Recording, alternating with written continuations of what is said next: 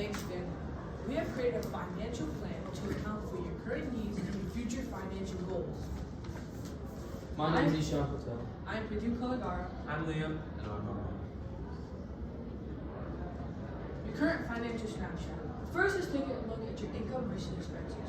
Currently, you're accumulating around $7,900 in net income post-tax, and your current expenses are around $7,000, leaving you with a $900 surplus per month. As you can see from your savings versus debt, your student loan and auto loan takes up most of your debt.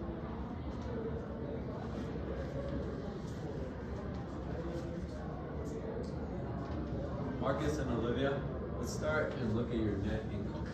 After taxes and deductions, Marcus, you're taking home about $4,231 each month, and Olivia, $3,637 a month, with a total of about $7,900. And your credit score is 685 and 705, put you in a pretty good position for getting a loan for the house you want to buy in your strong neighborhood. Now if we take a look at your current net worth, your assets include your savings and your checking account, which total to $12,627. And your Roth IRA consists of $6,575. However, you have a significant amount of liabilities, which include your credit card debt, student loan debt, and auto loans. This is very common for young families to have a negative net worth. You have a negative net worth around $36,000. But with our plan, we're going to steadily build you up to a positive net worth through savings and debt reduction. Home ownership will also be very important to build equity in your house, and therefore you'll be able to increase your net worth. So let's take a look at your 7 goals.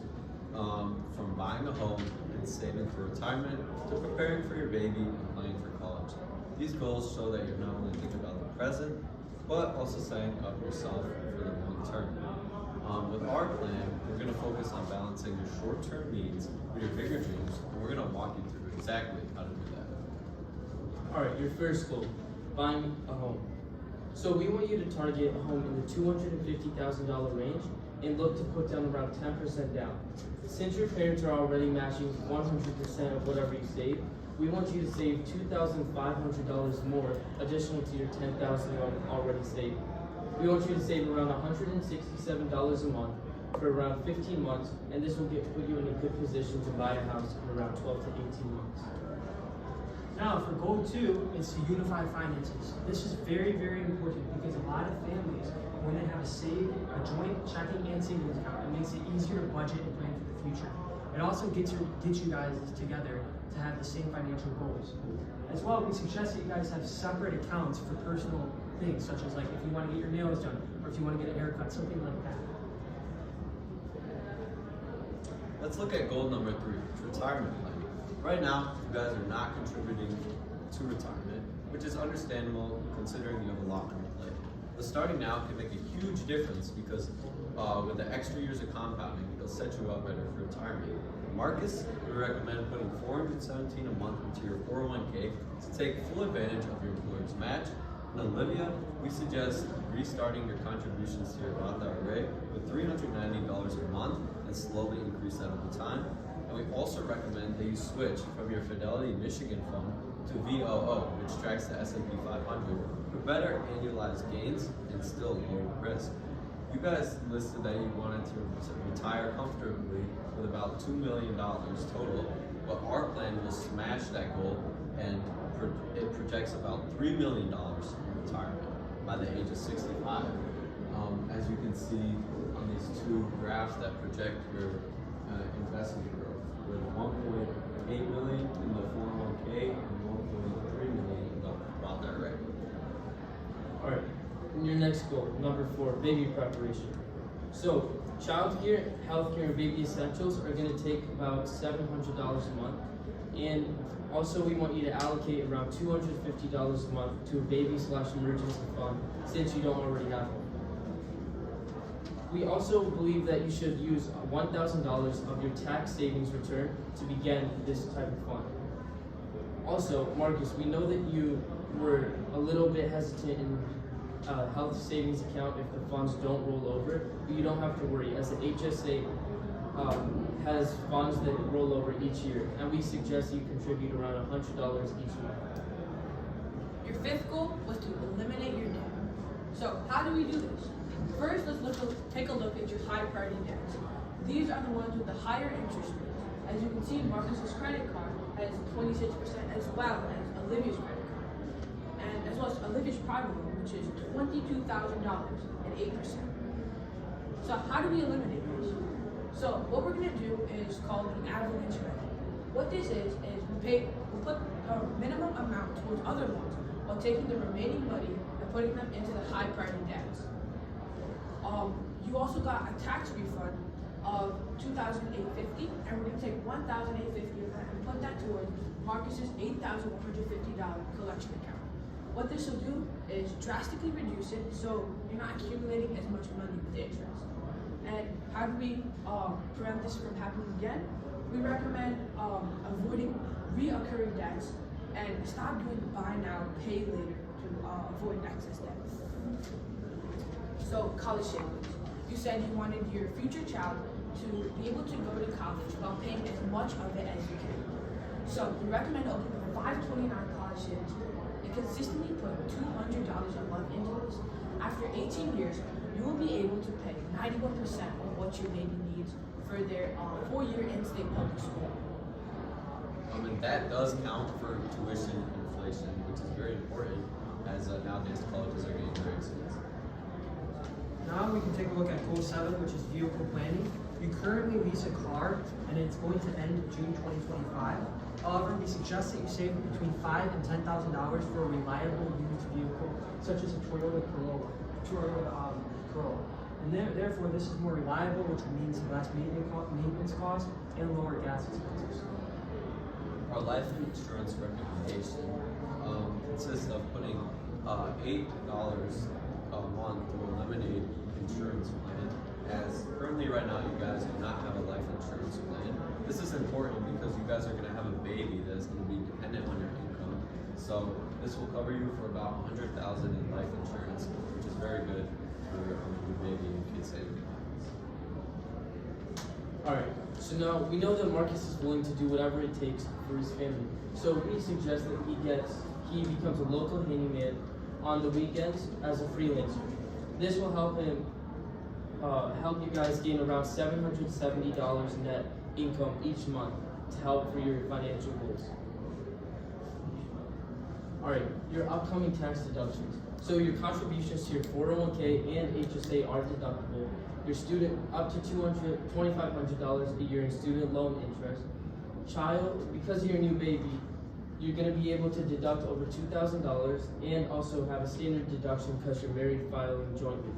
All these deductions will help you guys keep more money in your pocket and help you build towards your financial goals. For other money relocation, we found a way to save $500 a month by just canceling unused streaming services, reducing going out every week, as well as stopping sports gambling. So if you take a look at your old budget, you guys are simply just not saving enough and you're spending too much on lifestyle. These are things that we addressed in the new budget. So in our new budget, you can see we spent over $1,000 of your monthly income on savings spread out between emergency funds, retirements, and college funds. Also, we also accounted for your childcare and baby essentials and had to slightly lay back on your lifestyle, which is just a sacrifice your family will have to make for this instance. And this $8,300 is after 401k, as 401k is pre-tax. And as you can see, the total amount you're paying and earning per month has increased, and that was because of Marcus's handyman side hustle.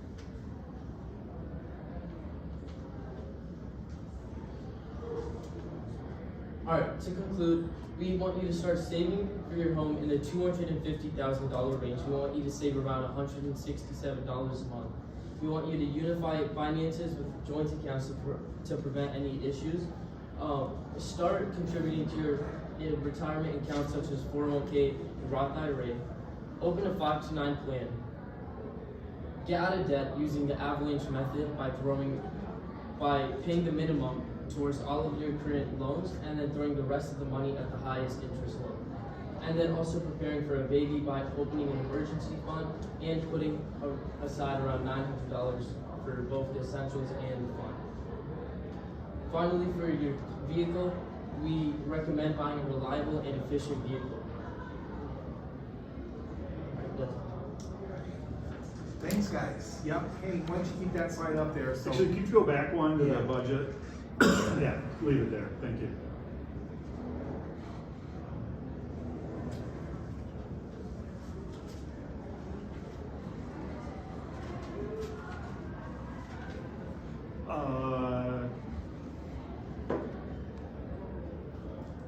I was curious about the life insurance. You recommended only getting about 100,000.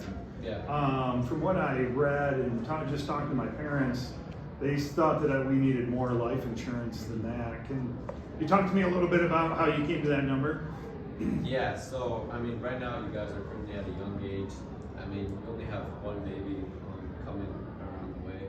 So, you know, there's not too many people depend on your income, just you two and the baby, and you guys are at a young age, which means, I mean, you guys don't have as many risks as if you were at home.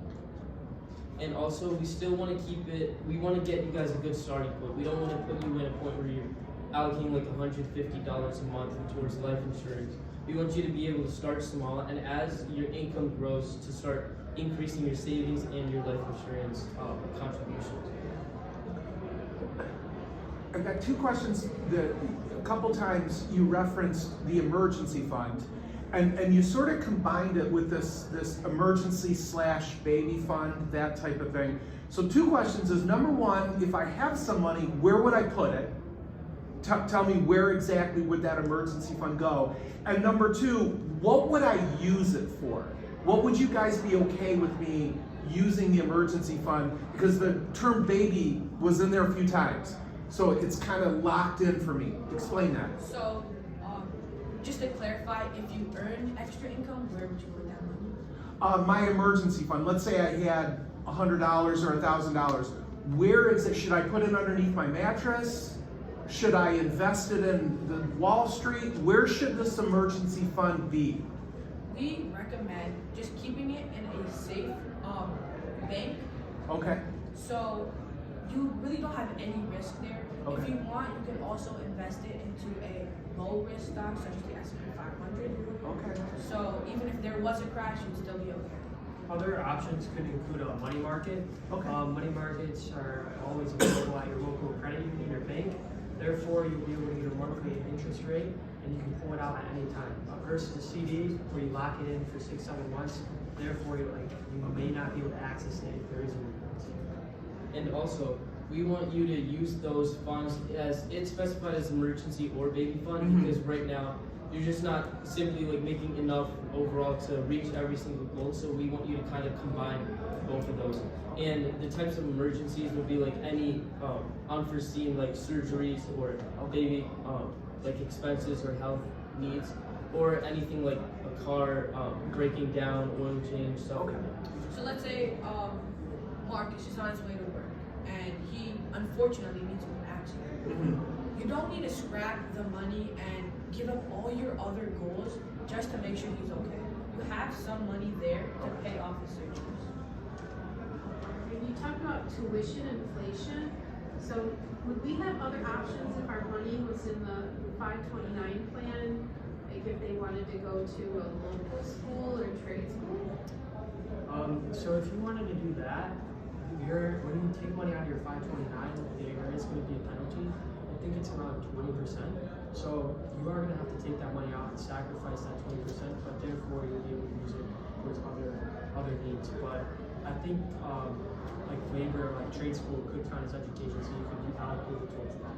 So if your child is going to a school that is in-state, no matter if it's local or a trade school, the 529 plan we have constructed for you will cover that.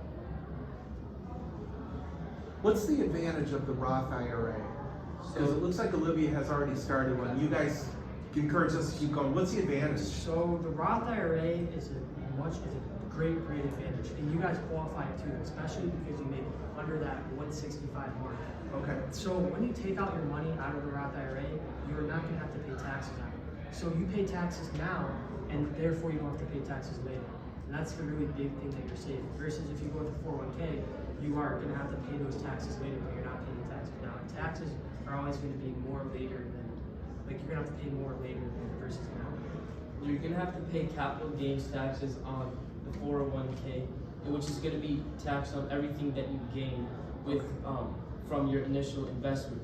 So if, for example, say that you gain $1 million, that if it's at around 15 or 20%, you're gonna have to pay $200,000 in taxes. But for the Roth IRA, you're gonna have a little bit less contributions because they're already post-tax. But when you withdraw, as long as you don't get any penalties, you're gonna get all of it tax-free. For these new savings, emergency fund, down payment fund, when should I start all this stuff? When should I start first? We have found a way to reduce your lifestyle and increase your savings, how much money you put into your savings each month. So we honestly think you could start it the following month. The next time you get your paycheck, we think that you could start following this outline. And that's after you get you getting a job and get that on your way. But if we want to put in order of which one's the most important, we say emergency fund right away, just because that way you can still keep your goals growing even if you encounter any emergency. And then after that we say retirement, and then college, and then down payment. Obviously, we want those extra years for compound interest to take effect.